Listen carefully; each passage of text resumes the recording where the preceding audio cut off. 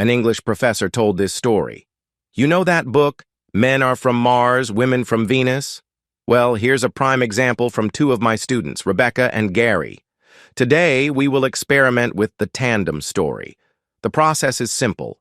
Each male will pair off with a female. One of you will write the first paragraph of a short story. The partner will read the first paragraph and then add another paragraph to the story. The first person will then add a third paragraph, and so on, back and forth.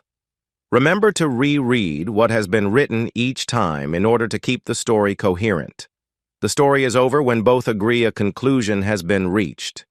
Rebecca starts. At first, Lori couldn't decide which kind of tea she wanted. The chamomile, which used to be her favorite for lazy evenings at home, now reminded her too much of Carl, who once said in happier times that he liked chamomile. But she felt she must now, at all costs, keep her mind off Carl.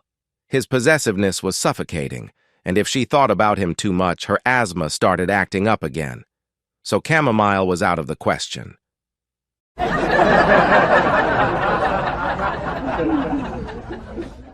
Gary. Meanwhile, Advanced Sergeant Carl Harris, leader of the attack squadron now in orbit over Skylon 4, had more important things to think about than the neuroses of an airheaded asthmatic bimbo named Lori, with whom he had spent one sweaty night over a year ago. A.S. Harris to Geostation 17, he said into his transgalactic communicator. Polar orbit established. No sign of resistance so far. But before he could sign off, a bluish particle beam flashed out of nowhere and blasted a hole through his ship's cargo bay. The jolt from the direct hit sent him flying out of his seat and across the cockpit. Rebecca. He bumped his head and died almost immediately, but not before he felt one last pang of regret for psychically brutalizing the one woman who had ever had feelings for him. Soon afterwards, Earth stopped its pointless hostilities towards the peaceful farmers of Skylon 4. Congress passes law permanently abolishing war and space travel. Lori read in her newspaper one morning. The news simultaneously excited her and bored her.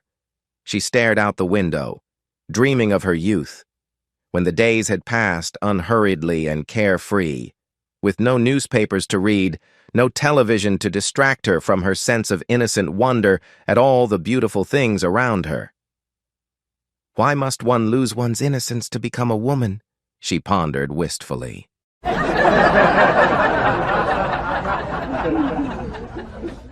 Gary.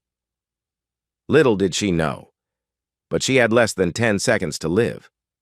Thousands of miles above the city, the Anu Udrian mothership launched the first of its lithium fusion missiles. The dim-witted wimpy peaceniks who pushed the unilateral aerospace disarmament treaty through Congress had left Earth a defenseless target for the hostile alien empires who were determined to destroy the human race. Within 2 hours after the passage of the treaty, the Anu Udrian ships were on course for Earth, carrying enough firepower to pulverize the entire planet. With no one to stop them, they swiftly initiated their diabolical plan. The lithium fusion missile entered the atmosphere unimpeded. The president, in his top-secret mobile submarine headquarters on the ocean floor off the coast of Guam, felt the inconceivably massive explosion which vaporized Lori and 185 million other Americans. The president slammed his fist on the conference table. "We can't allow this. I'm going to veto that treaty. Let's blow him out of the sky." Rebecca. This is absurd. I refuse to continue this mockery of literature. My writing partner is a violent, chauvinistic, semi-literate adolescent. Gary. Yeah? Well, you're a self-centered, tedious neurotic whose attempts at writing are the literary equivalent of Valium. Rebecca. Poop-choot. Gary. Bitch. The professor gave them both an A+.